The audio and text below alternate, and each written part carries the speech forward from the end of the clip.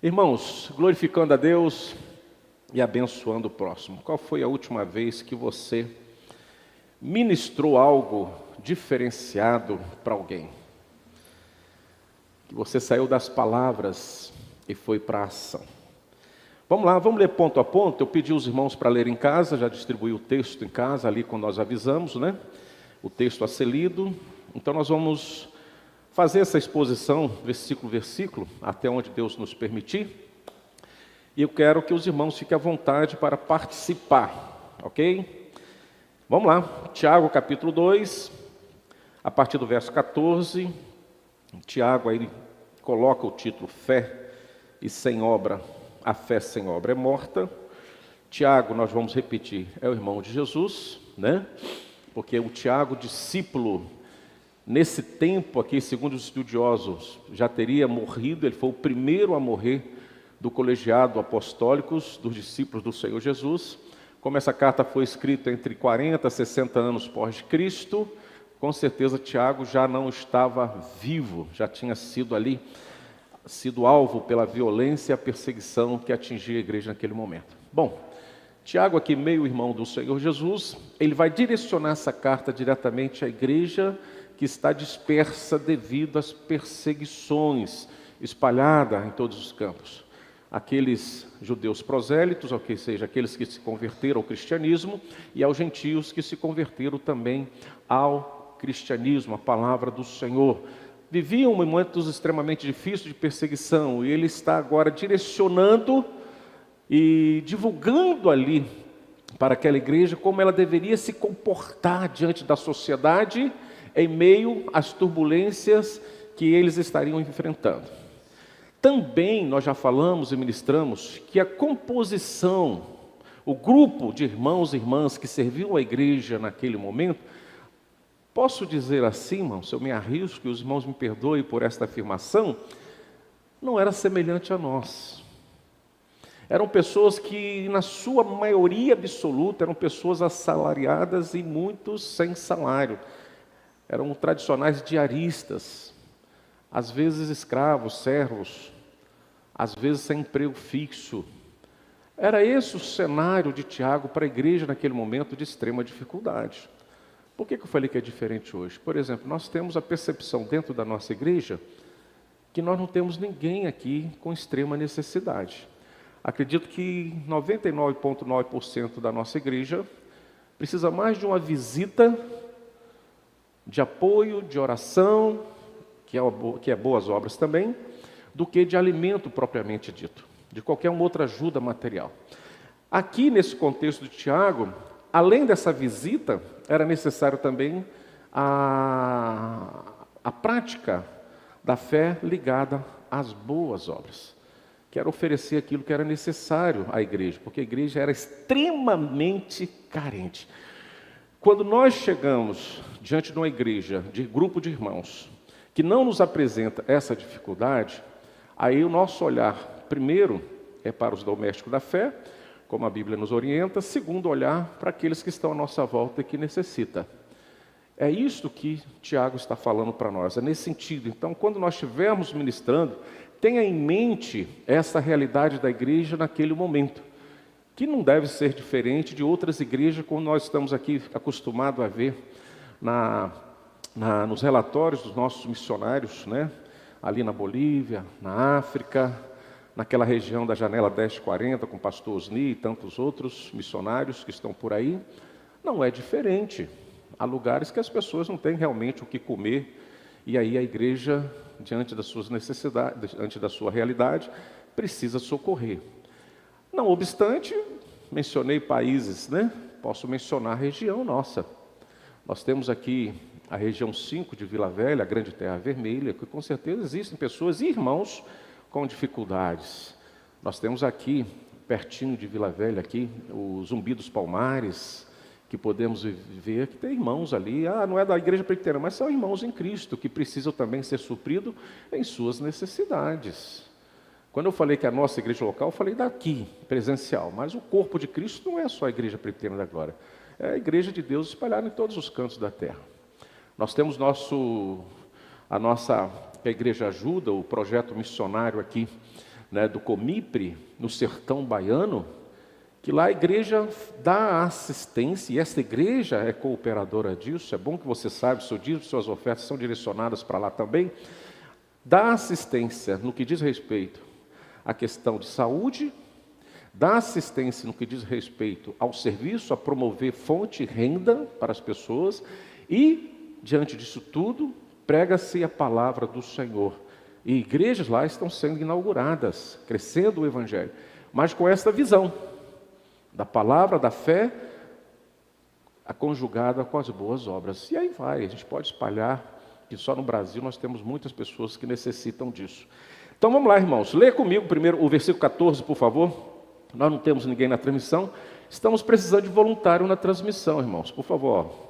Os nossos técnicos foram arrebatados para a sala e nós ficamos sem o apoio, então volta aí para a Bíblia aí. Você tem uma Bíblia nas mãos, os bancos têm também. Enfim, vamos lá. Versículo 14 juntos, vamos lá? Meus irmãos, qual é o proveito se alguém disser que tem fé, mas não tiver obras? Pode acaso semelhante fé salvá-lo? Primeira dificuldade. Tiago está fazendo uma pergunta àquela igreja que está ali naquele momento difícil, a igreja de Jerusalém, que ele, junto com Pedro, é uma das principais lideranças da igreja. E ele diz: meus irmãos, que proveito, qual é o proveito se alguém disser que tem fé, mas não tem obras? Ele não está julgando, ele está fazendo uma pergunta, não está afirmando, está fazendo uma pergunta. Aí ele vem com a segunda pergunta: pode acaso semelhante fé salvá-lo? O que é que Tiago está trazendo ao coração da igreja, provocando ali no coração daquela igreja e dos nossos corações? Quando nós observamos uma árvore, está ali aquele caule bonito, flores, nós vamos ver depois os frutos. Você não consegue ver a seiva que está sendo produzida ali pelas raízes e correndo pelo caule, pelos galhos, até chegar ali ao fruto. E você consegue contemplar o fruto. Você consegue enxergar. Você, até pelo olhar, você consegue dizer se aquele fruto é comestível ou não, se está na hora ou não de ser colhido.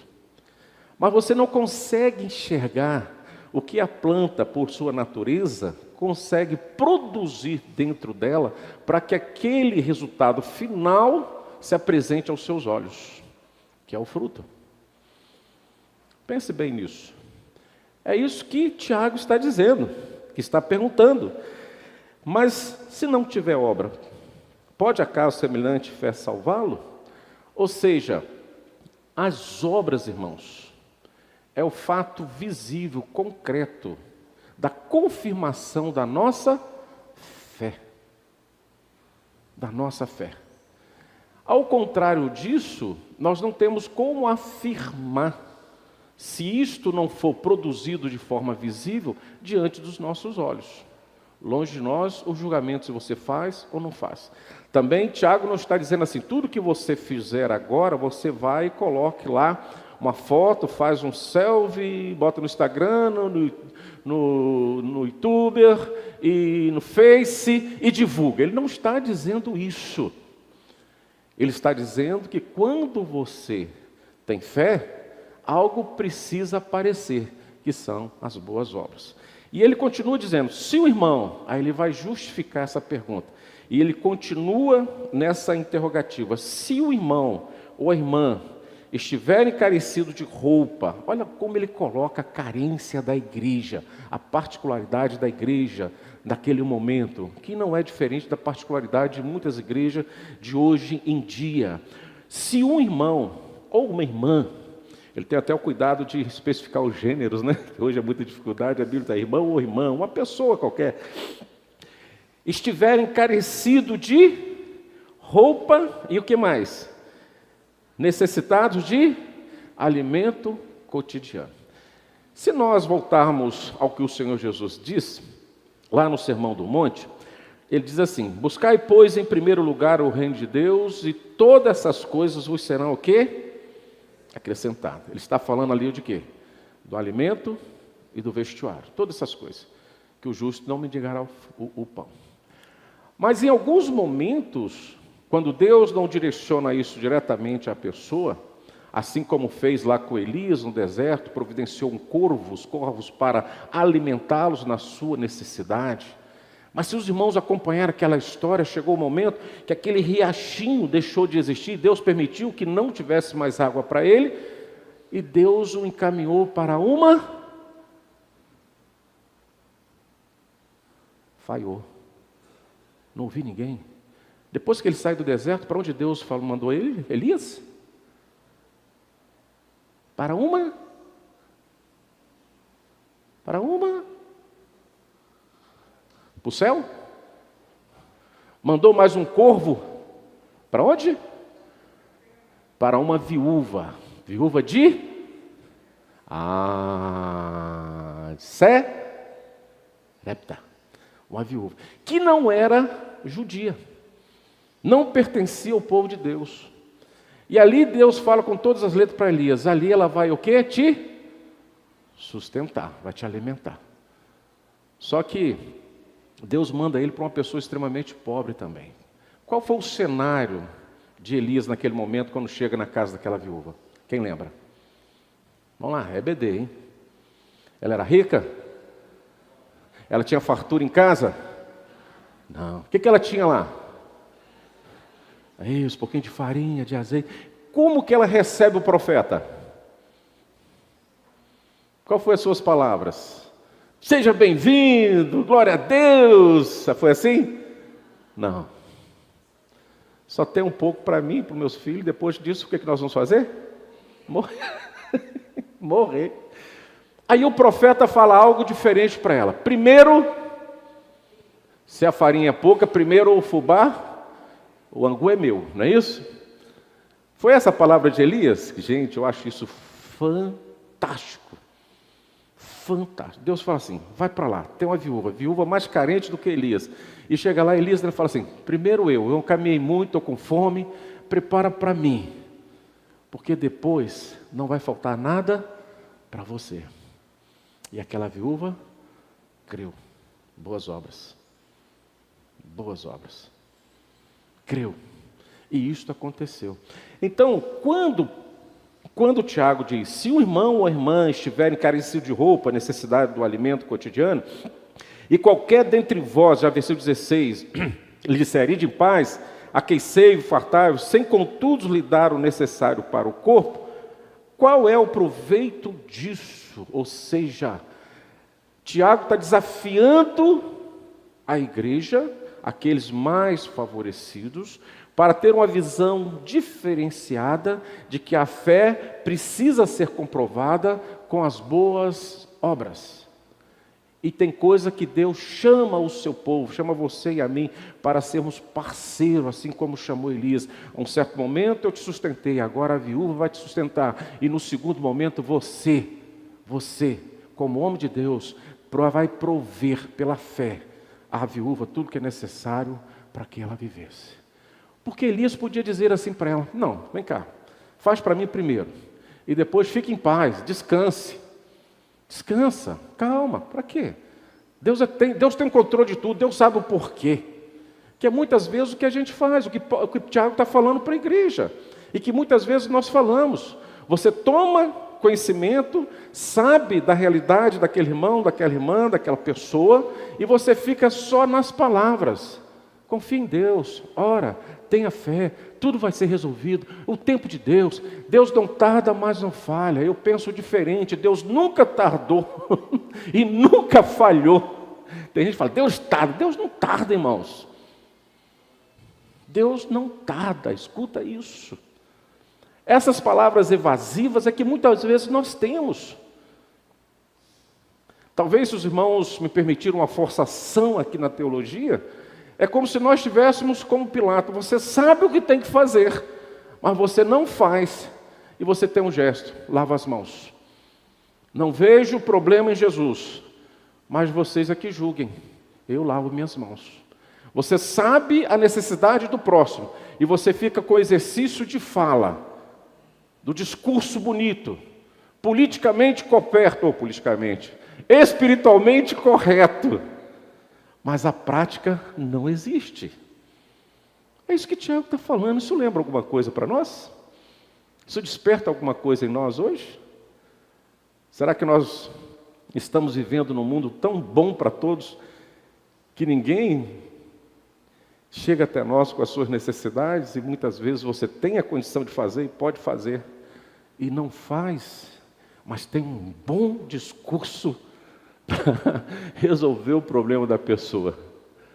Que coisa interessante quando Tiago vai construir essa ideia para consertar uns desvios de comportamento da igreja entre a fé e as boas obras.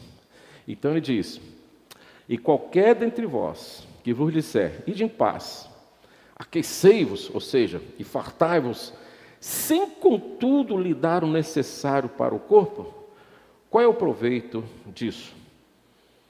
Já respondo o versículo 17, mas me veio aqui algo na minha memória interessante, volto a Elias e tantos outros homens de Deus e mulheres de Deus.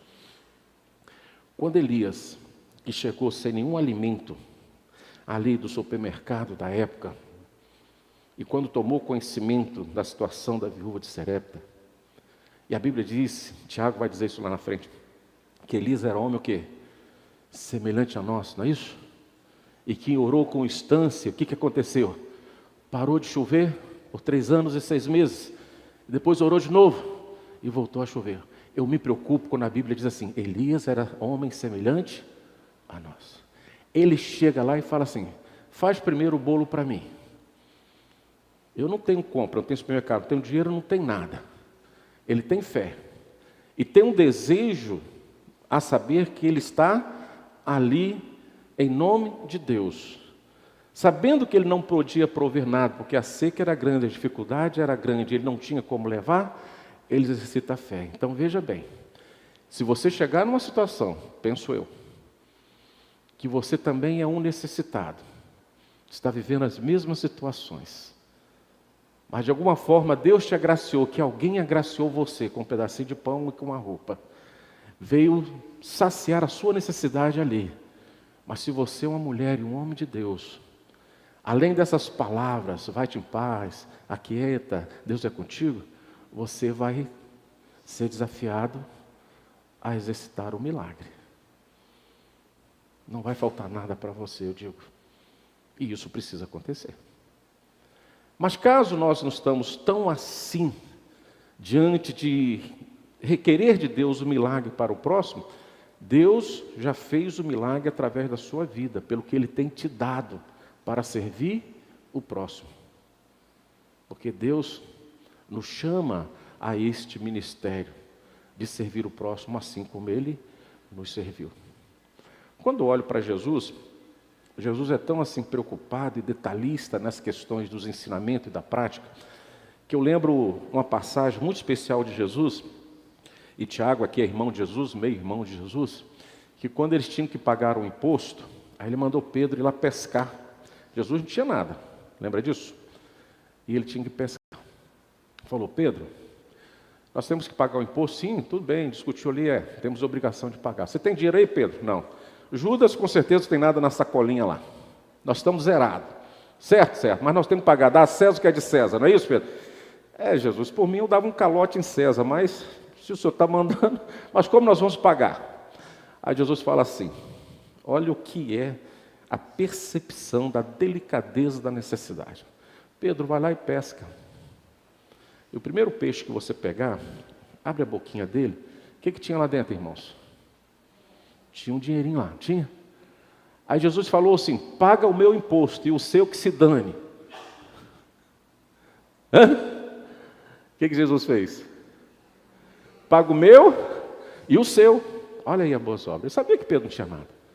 Se ele tinha a unção de operar o milagre foi suficiente para ele e para o próximo. Se Deus fez um milagre na sua vida, é para servir a você e que você, através desse milagre, sirva o próximo. Olha os detalhes das boas obras com fé.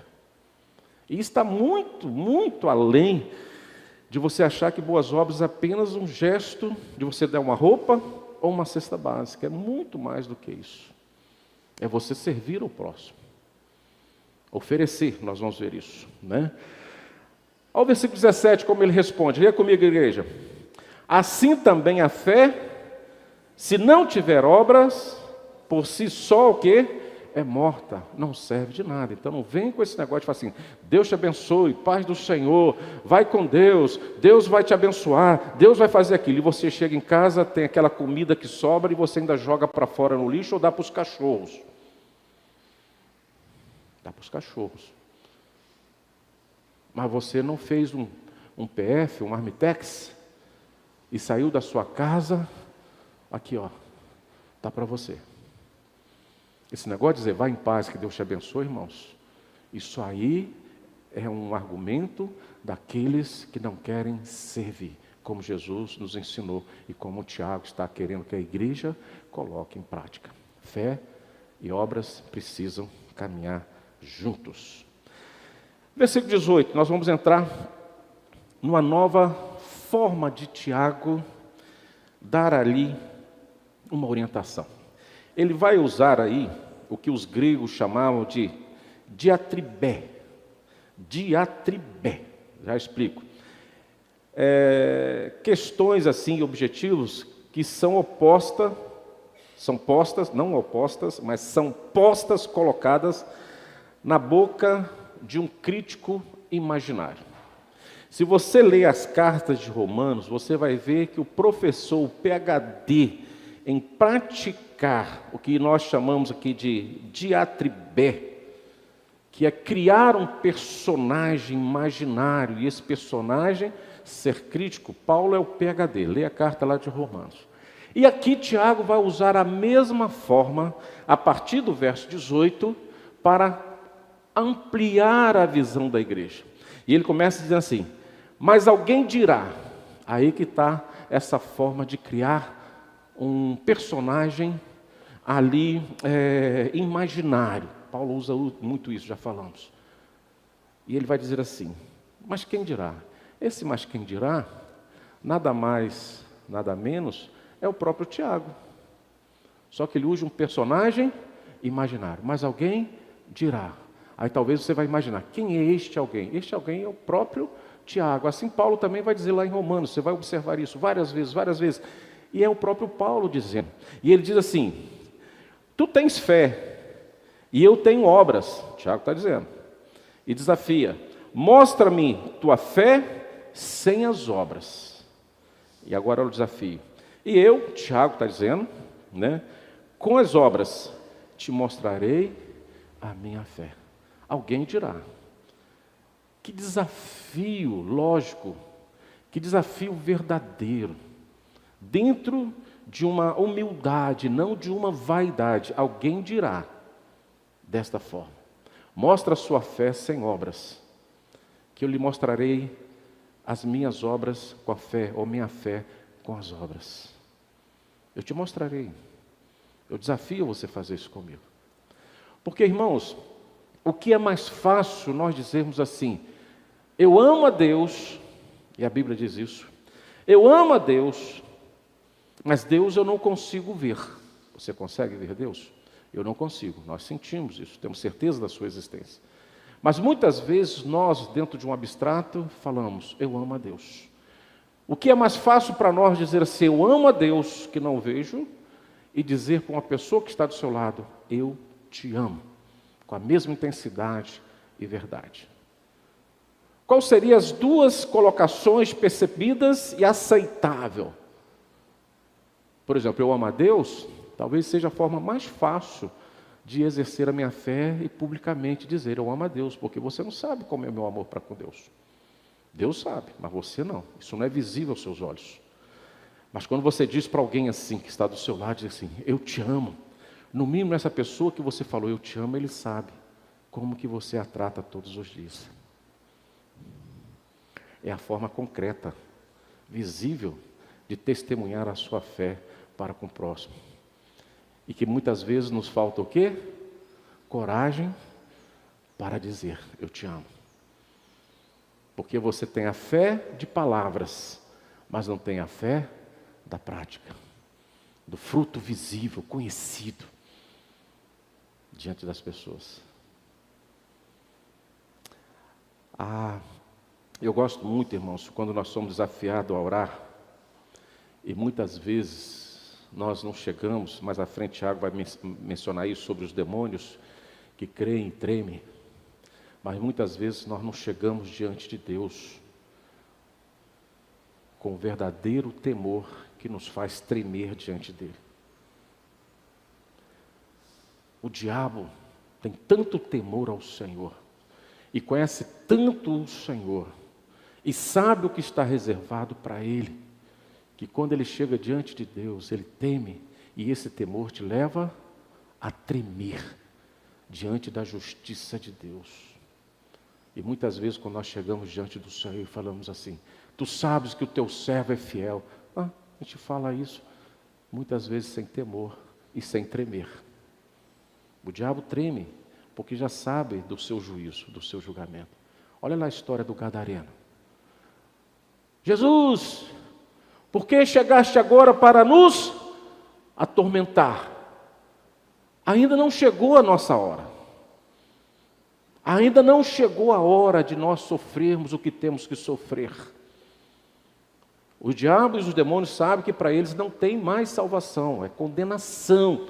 Então eles tremem porque esse dia vai chegar e sabem o que vai acontecer com eles. E eles estão diante de um Deus e reconhecem isso. Mas muitas vezes quando nós oramos e dizemos assim, Senhor, tu sabes que o teu servo é fiel. Misericórdia.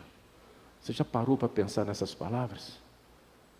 Em algum momento você cai naquele temor e treme.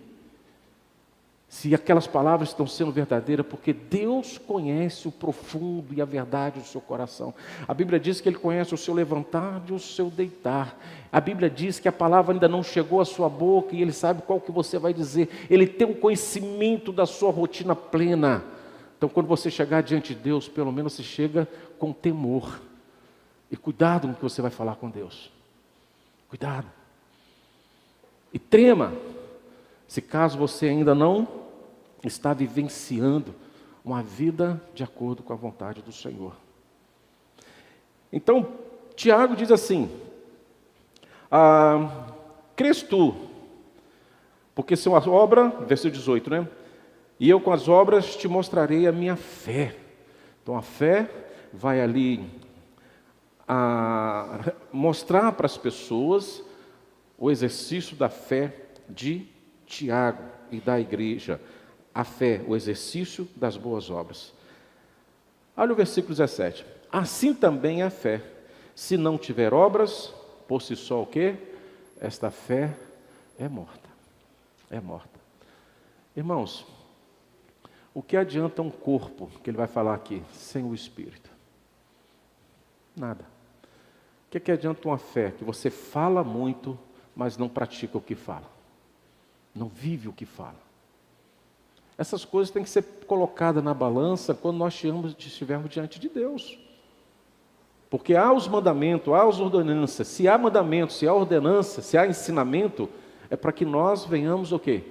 Praticar. Salvo engano, lá no capítulo 2, quando nós falamos que Tiago está chamando a atenção da igreja para que tenha conhecimento das verdades bíblicas.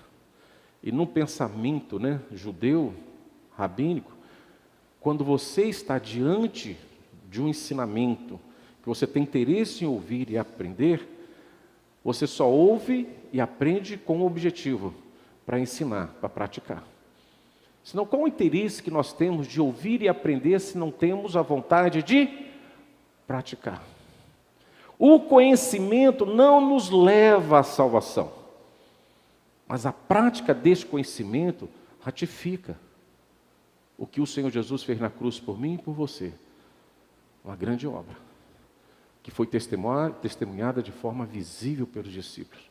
Não ficou só no discurso, eu vou morrer por vocês, espere, calma, eu vou fazer o meu sacrifício por vocês. Ele se fez sacrifício, ele viveu esse sacrifício, para que nós possamos também viver essa verdade. Então, o versículo 18, mas se alguém dirá, tu tens fé e eu tenho obras, mostra a mim essa tua fé sem as obras, e eu com as obras te mostrarei a minha fé. Aí o versículo 19. Vamos ler, igreja, estamos juntos? Crês tu que Deus é um só? Faz o quê? Bem, até os demônios creem e tremem. Ou seja, primeira parte, crês tu que Deus é um só? Show de bola. Isso aí é um ensinamento que vem lá do Velho Testamento, de Deuteronômio, porque o povo de Deus, o povo hebreu, crê em um só Deus, um só Senhor. Então ele diz assim, se você crê em Deus, o quê? Em um só Deus, você faz bem. Os mandamentos começam assim, dizendo e mostrando ao povo de Deus que existe apenas um Deus. Então tu faz bem. Essa primeira parte você tem que cumprir, você crê em Deus. Mas ele diz, como nós já falamos antes, que até os demônios creem e tremem. É uma verdade. Podemos até dizer, alguns pastores exploram bem esse lado aí das mensagens demoníacas, né? Alguns pastores que são doutores em teologia, eles conseguem construir mensagens bíblicas a partir das falas que a Bíblia registra dos demônios, de Satanás, registrada na Bíblia. E Tiago vai dizer isso, e vai afirmar para nós uma verdade. Se você crê em Deus, glória a Deus. É isso que foi ensinado, você aprendeu, você crê. Mas veja bem, faz bem, mas até os demônios creem. E qual é a diferença dos demônios para nós que cremos? Uma vez que eu creio, uma vez que os demônios creem, esse crer se torna uma só verdade e eu tenho que concordar com os demônios. Existe um só Deus e eles creem nisso. Mas a segunda parte é que é o chamativo, que é a cereja do bolo que Tiago está jogando ao ensinamento da igreja. Mas eles creem, tem um detalhe, e tremem. Tremem. E nós, que temor é o nosso diante de Deus, irmãos? Qual o temor que nós temos diante de Deus? Quando chegamos para tocar um instrumento, quando chegamos diante da mesa do Senhor, de uma transmissão, a casa, o templo, quando nós chegamos no dia do Senhor, que é o domingo, um dia tão rabiscado, com tantas atividades paralelas que concorrem diretamente com a nossa devoção, com a nossa crença. O dia do Senhor está sendo rabiscado por nós, com agendas e compromissos não relevantes para esses dias. E a simples forma de comparecer na casa do Senhor não se faz mais necessário, nem urgente e nem prazeroso. Só que o diabo, quando sabe disso diante de Deus, e ele sabe da consequência da sua rebeldia, ele treme. E nós não temos a menção, não sabemos mensurar. Se nós cremos nesse Deus, como que está sendo o nosso comportamento diante desse Deus, os nossos gestos e atitudes. Essa é a diferença que Tiago está dizendo. A igreja trata Deus como qualquer, diferentemente dos demônios. Precisamos voltar urgentemente a essa reverência, a esse temor a Deus, não de ter medo a Deus, mas entender que Ele é Deus acima de todos, que conhece todas as coisas e requer de nós gestos e atitudes que glorificam a Ele e abençoam o próximo. Senão não há tremor. Eu não tremo diante de Deus, não tenho medo dele. Quem é Deus para mim chamar a atenção? Minha vida está certa, não devo nada a ninguém. Essa é a preocupação de Tiago para com a igreja. Para que não venha cair numa religiosidade só de conhecimento. E ele se exclui da prática. Pesado. Mas é o que ele usa. E ele vai mais à frente, depois desse exemplo. Versículo 20. Quer, pois, ficar certo, ó homem insensato. Ele fala que é assim quem se comporta diante de Deus, sem temor, sem tremor, sem praticar as boas obras, é um homem insensato. É um homem insensato. Não tem sensatez. Trabalha contra si mesmo e não está percebendo. traz juízo contra si mesmo e não percebe. Ó homem insensato, de que a fé sem as obras é o quê? Inoperante.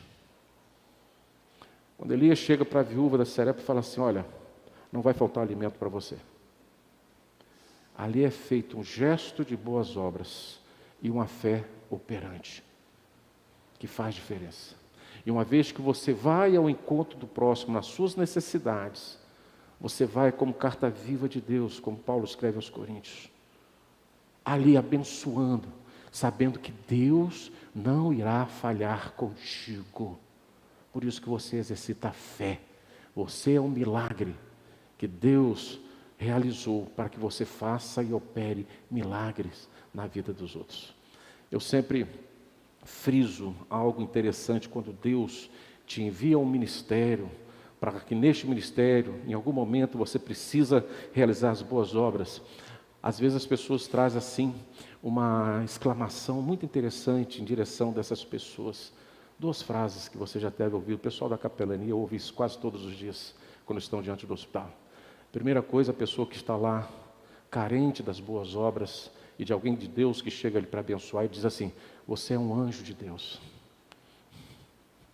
Segunda frase que eles falam que eu amo, Deus mandou você aqui, porque foi aquele momento singular de sua vida, que Deus despertou você lá no seu lugar de conforto, prazeroso, e falou assim, vai até a viúva de Sarepta, pega o pão dela, mas enche as suas vasilhas de azeite. Vai até aquele leito de hospital, visita, faz diferença.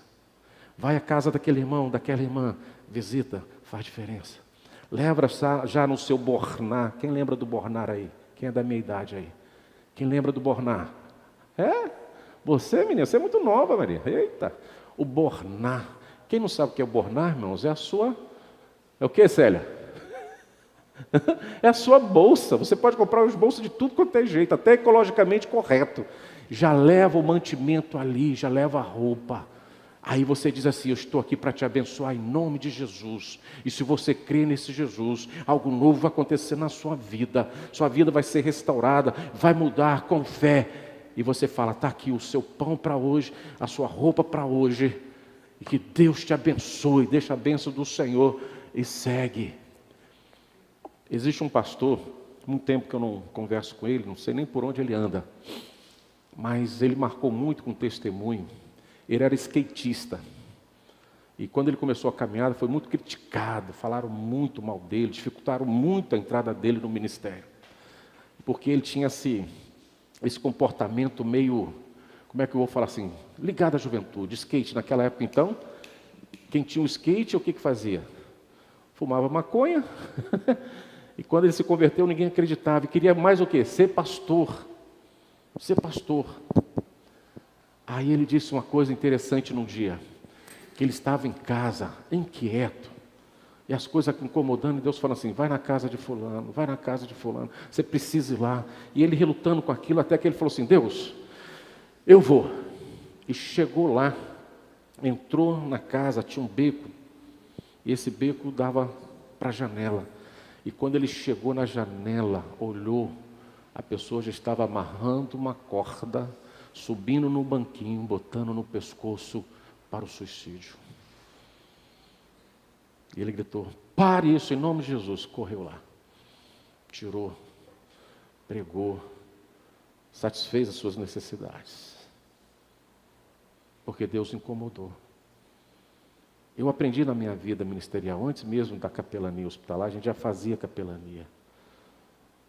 Eu tinha umas datas específicas para ir no hospital. Sacrificava muito a minha família, que era Natal, Ano Novo, Dia das Mães, Dia dos Pais, né? A semana conhecida como Santa, propício para visitar o hospital. E tinha uma rotina de visitar. E uma vez eu recebi um convite para visitar uma pessoa. E eu, numa gíria, dei mole. Aí dei mole com feio. Foi feio demais aquilo da minha parte. Aí eu falei, amanhã eu vou. Depois eu vou. E quando eu resolvi ir, e cheguei no hospital, perguntei assim, eu vim visitar a pessoa fulana, assim, ele olhou, faleceu ontem, ao meio-dia. Eu saí dali chorando, gritando na alma. Não vou dizer que eu me lancei ao chão e rolei ao pó, porque eu não fiz isso. Mas isso mastigou meu coração por décadas. E todas as vezes que a gente tem conhecimento dessas situações extremas, eu não deixo para amanhã. Eu paro o que tem que fazer e vou fazer. Porque de repente não tem mais importância depois. Você tem que sair e fazer. É isso que Tiago está falando. Queres, pois, ficar certo, homem sensato, de que a fé sem obras é inoperante. Se você tem fé, você precisa praticar. Senão amanhã, aquela oportunidade já passou. Já passou. E você precisa demonstrar a sua fé com as boas obras. E muitas vezes com coisas simples. Com coisas simples. Você precisa agilizar isso. Mas olha só que coisa interessante, a gente caminha para encerrar. Versículo 21. Não foi por obras que Abraão, o nosso pai, foi justificado quando ofereceu sobre o altar o próprio filho Isaque? Vês como a fé opera juntamente com as suas obras. Com efeito, foi pelas obras que a fé se consumou.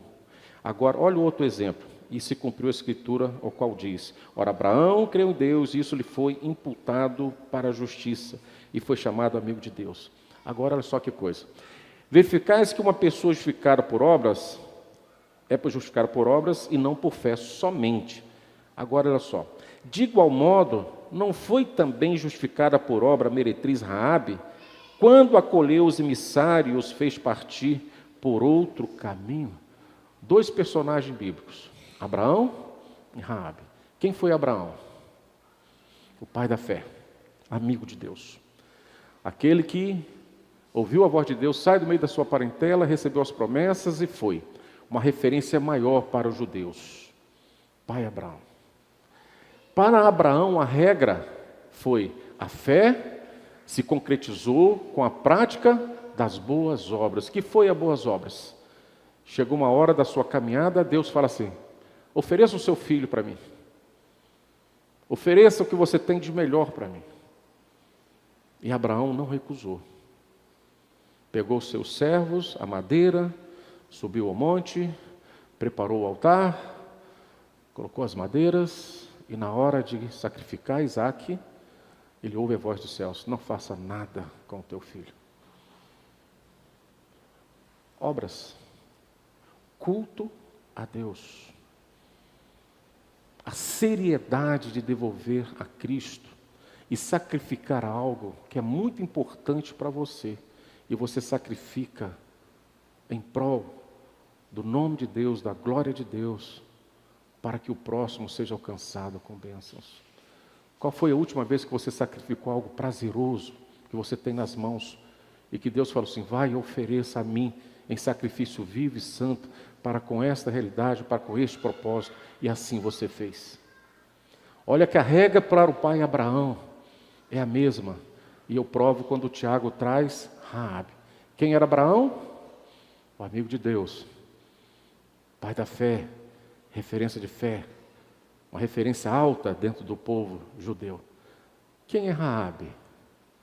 Me ajuda, por favor. Uma meretriz.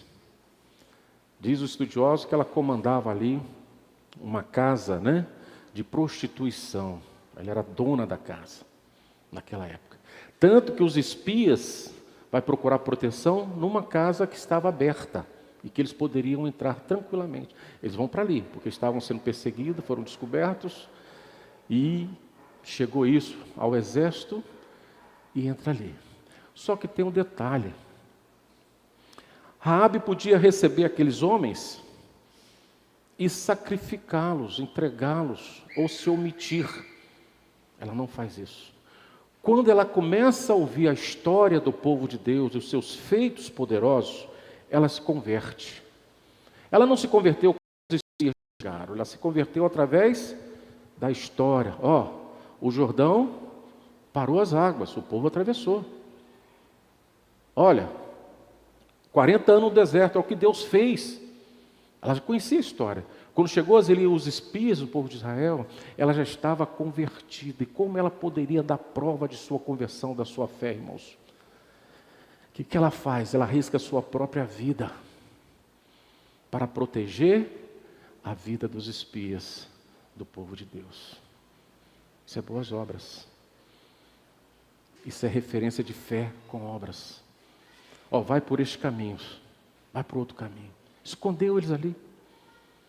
Porque ela tinha no seu coração a certeza do Deus vivo. E ela tremeu diante desse Deus. E ela falou assim: eu não quero ter nas minhas mãos sangue desses homens, mas eu arrisco a minha vida para que esses servos do Senhor sejam salvos. Isso é boas obras. Ela se arriscou. Agora preste atenção. A mesma regra de fé e prática oferecida por Deus a Abraão, o pai da fé, o amigo de Deus, é a mesma regra oferecida a Raabe, uma prostituta. É a regra que serve para o pastor, é a regra que serve para o mais humilde dos servos e servas da igreja do Deus vivo.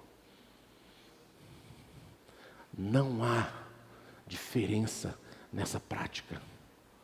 Abraão precisou demonstrar sua fé com obras, e aí ele foi justificado. Raabe, uma meretriz, teve que justificar a sua fé pelas obras. E nisto, ela foi justificada. E é interessante quando você lê Mateus, capítulo 1, capítulo 2, principalmente o primeiro capítulo, quando fala ali da árvore genealógica de Cristo. Quem aparece lá, irmãos? Quem vai aparecer lá? Raabe. Raabe. Porque ela deu prova de fé com a prática das boas obras. Por isso, igreja do Deus vivo. E eu encerro, vamos colocar de pé. Se você ainda não está com a Bíblia aberta, abra de novo. Lá no versículo 26. Vamos ler todos juntos. Glorificando a Deus e abençoando o próximo. Se você estiver diante de alguém que precisa de alguma coisa, que você pode fazer isso, como a Bíblia diz, faça. Vamos ler junto o versículo 26, Tiago capítulo 2, todos juntos, vamos lá? Porque assim como o corpo sem espírito é morto, assim também a fé sem obra é morta. Assim como o corpo sem espírito é morto. Olha a verdade, de forma bem contundente. E Tiago encerra esse tratado, esse desafio oferecido à igreja, dizendo: assim também é a fé, sem obras é morta, irmãos. Vamos praticar as boas obras. Quero desafiar você a praticar as boas obras, começando na casa do Senhor, dentro da casa do Senhor. Primeiro, não deixe de vir oferecer um culto a Deus aqui dentro. Quando nós olhamos culto à luz das Escrituras, isso significa que você vem oferecer e não receber. Hoje inverteram a teologia do culto. Por isso que alguns cânticos dizem assim: o meu Deus, né? Nunca tardará, fala para si. Ele fala só do que ele vai receber, mas não há um cântico que te desafia a oferecer. Volta ao primeiro culto que a Bíblia registra depois do pecado. Caim e Abel. Os dois ofereceram culto ao Senhor. Um foi aceito, outro foi rejeitado. Assunto para uma próxima EBD. Mas serve para nós chamarmos a atenção. Qual é o culto que você tem oferecido a Deus? Deus tem recebido? Você vem para oferecer, irmãos. Deus, você vem para oferecer. E que se você oferece conforme a palavra de Deus nos orienta, Deus recebe isto.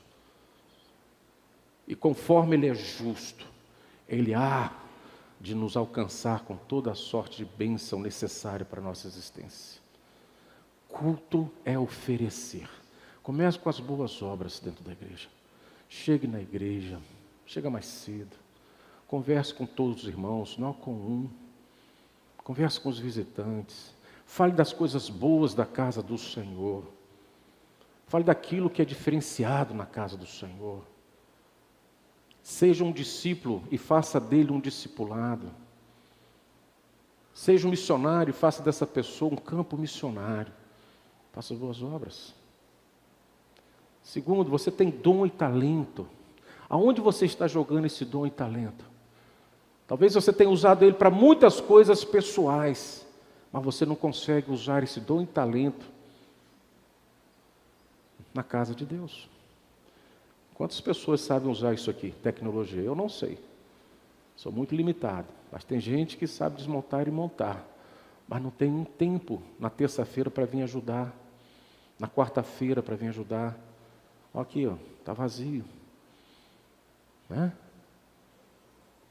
Cantar, visitar, vir aos trabalhos da igreja.